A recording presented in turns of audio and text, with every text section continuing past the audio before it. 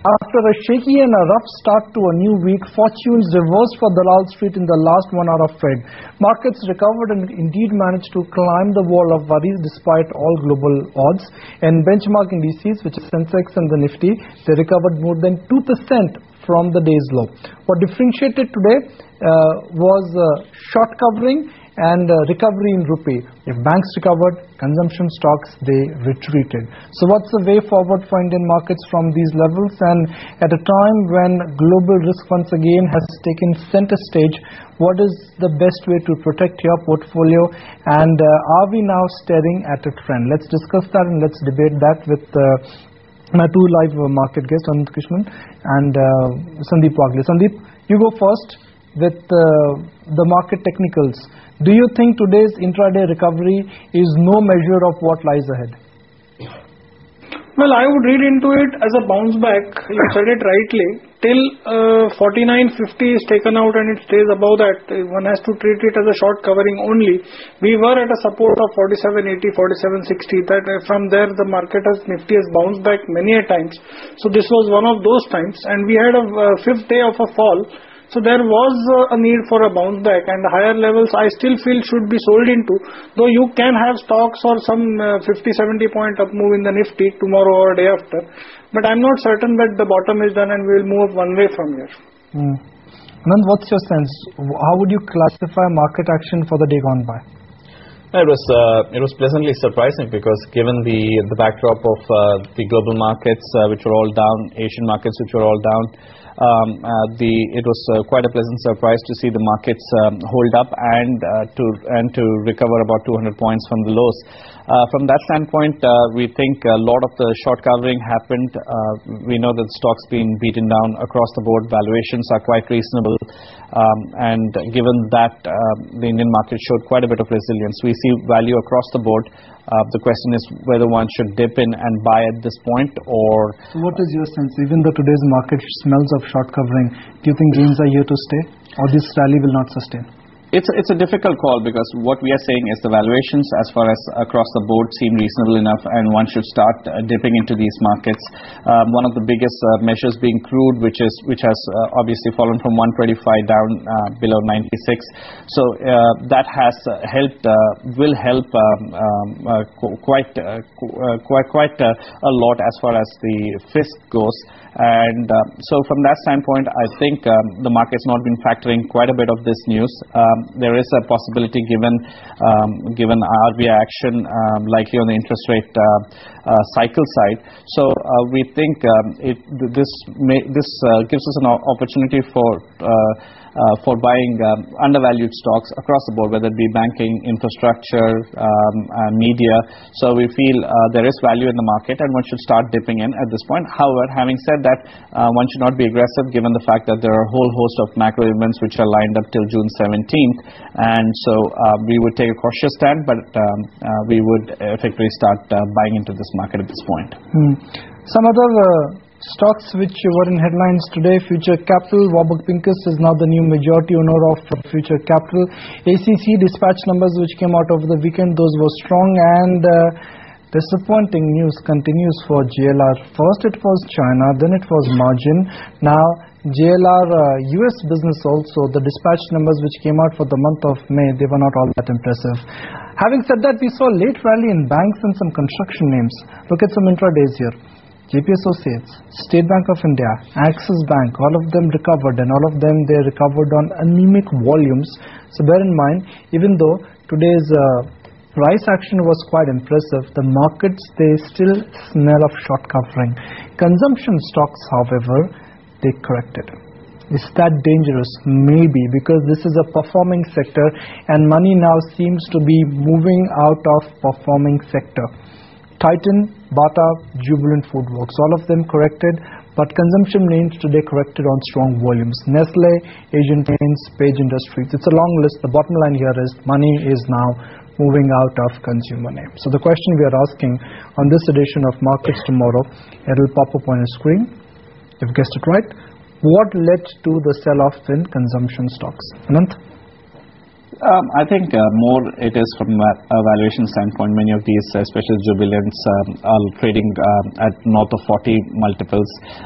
So from that standpoint, many of these FMCG names are trading, Nestle, Asian Paints, all of them are trading quite expensive relative to the overall market. So from that standpoint, obviously, given the overall fall in the market, a lot of people have decided to take money off the table and look at many of the other underlying sectors.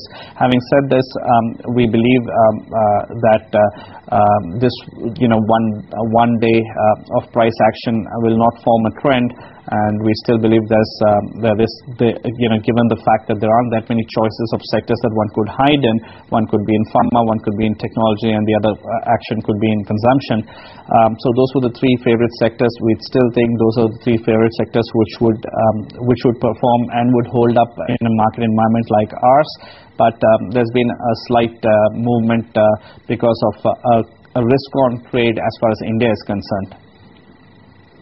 Sandeep Bagle, within the consumption space, where do you think a genuine reversal has started, and how much of weightage would you like to put behind today's selling? Well, you can't ignore the selling for sure. It was with volume. I am certain Titan is a consumption stock. If you consider that, it has broken a very strong support area, and today's volumes have been on the higher side. So I would be comfortable shorting a Titan on every rally up to 214, 215, and I would play for a move up to somewhere around 195, 200. So talk of a 7-8% downside in most of this. Talk of a Bata, talk of a Titan, talk of a Jubilant. Maybe they can be sold on a little bit of a bounce back on the higher side. But if the action remains to be on the short side or on the sell side only. Are you absolutely certain about this view, Sandeep? Because what you're telling our viewers is that the springtime in consumer names is over.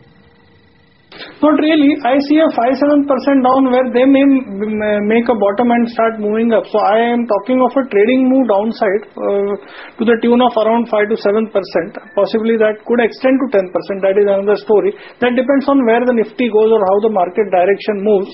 But as of now, the short-term trend or the extreme short-term trend over the next couple of days is definitely down in this stock. Yes, I am saying that. Anant, the script of how Indian markets moved in the month of May was largely influenced by China, Europe, and then rupee. What do you think will influence the script of how Indian markets will move in the month of June? Europe, crude, or rupee? I think it's Europe would be the number one move, irrespective of how crude falls, because even if crude falls, which is quite positive for India, at the end of the day, the reason for the crude fall would be more of a growth scare, and because of the growth scare, effectively you're going to have a risk of environment across the board, which is what we're seeing. So from that standpoint, Europe environment would lead to a crude price fall as well as a rupee depreciation given flows out of the country. We've not seen FII flows yet, and there's no reason to suspect that is likely to happen anytime. But if an event like if a Greece exit does take place around the end of June, then you would see across the board both rupee as well as FII flows moving out. And so the most influential event would be the June 17th elections and the run-up to the June 17th elections, depending upon what the central banks across the world do, whether Germany decides to backstop it by going for Eurobonds. Your guess is as good as mine.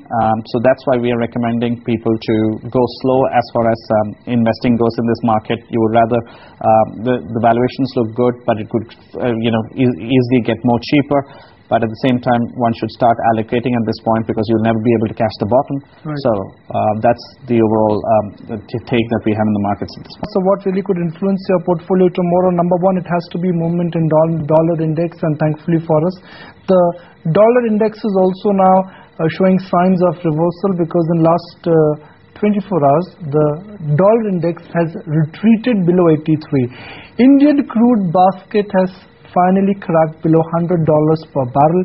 Nifty futures, they are still trading at a discount. So tomorrow, if we see some fall of buying, markets could see a short squeeze. Price action in banking is important because banking stocks today led the rally, and follow-up selling in consumption is also important. So two ends of the spectrum. One is consumption, performing sector which is looking weak. Second is banking, which is a underperforming sector, is now exhibiting signs and signals of stability. Now we've discussed one end of the spectrum, which is the consumption spectrum, and why it's time to really avoid some of those stocks in the near term. But what about the beaten down end, the banking space, some infra names? Yeah, I mean, we're quite positive on both banking as well as infrastructure. We think the valuations are quite compelling. Many names I have talked in the past, especially names like Lanco Infrastructure, which is trading around $12. The book value is around 28. We think there's great bit of value out there. It's the largest it's got the largest power capacity right now in India. At the same time, within the banking space, we do like the names like Yes Bank, IndusInd Bank. Valuations seem quite reasonable. In the case of Yes Bank, you're seeing CASA improvement across the board. It's available at about 2.3, 2.4 times book. So from that standpoint, we think there's good value across the board. We see now's the time to really pick up many of these names at the valuations. Your downside is anyways limited given the fall that these stocks have had. One should start picking up these names, and there is a possibility that they may go down by another 5 to 10%, but it's a good level to start looking at many of these names. Sandeep, to your mind, today's short covering in some of the banking stocks, do you think that is just a one-day wonder? Possibly can extend a little more, Nikunj, tomorrow. It may not be one-day wonder. It may be another extension on another day. It is also possible that the bottom may have been made in the short term, but it may not move one way from here. It may consolidate, it may move sideways. I think I would require some more evidence, which is some price action tomorrow sustaining above certain levels, making higher tops, higher bottoms. Then I can say with a little more certainty that the bottom has been made. But as of now, this still looks like a bounce back, but a sustainable bounce back for some more upside. That is what I would say. What do you make of today's price action in JP Associates, Sandeep? Nikunj, we have had a buy in JP Associates, a trading buy, because it managed to clear a lot of strong resistance areas at around 64.70 to 65, and I see the move extend to around 68.50, 69. And looking at the momentum this stock has, I won't be surprised if it goes beyond 69 as well. So we have a buy with a say 1.5 rupee stop loss, and we are playing for a target of around 68.50, 69, which should come in possibly by tomorrow. Lanco Infratech today was the top traded counter on both the exchanges. Anant, as a house, you are bullish on Lanco. So what's the trade here? What's the downside? What's the upside? As I mentioned earlier, the downside seems very limited. You're already trading at $12. The book value is around 28, so you are nearly at 40% of your book value. So the upside we believe can easily go up to 28 to 29 rupees on the stock. So at least a 1 times book, and given the focus by government in terms of the power reforms. Even though the coal FSAs with Coal India did not pan out as expected, but there are a whole host of state electricity boards who are increasing their prices so that it is consistent with the input costs. And so you've seen Tamil Nadu do it, you're seeing Rajasthan do it.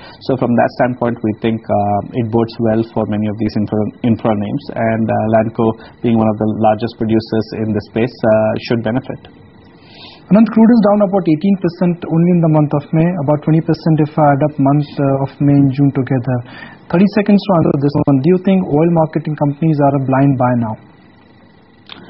It's difficult to say whether oil marketing companies, obviously at the margin it will be beneficial to many of them, but I don't know whether I would go given all the government regulations and whether the subsidy, obviously this amount of subsidy required would lessen, but given the fact that you don't really see any side of diesel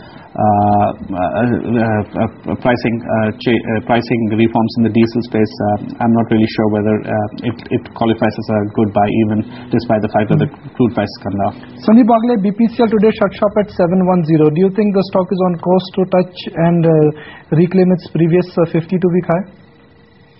Nikunj, immediately I would talk of a target of 740, 745, and if the Nifty sustains beyond 4950 or holds beyond in the range of 4930 to 4950, that possibility can't be ruled out. The prior swing high is 760 something. I think it can be taken out.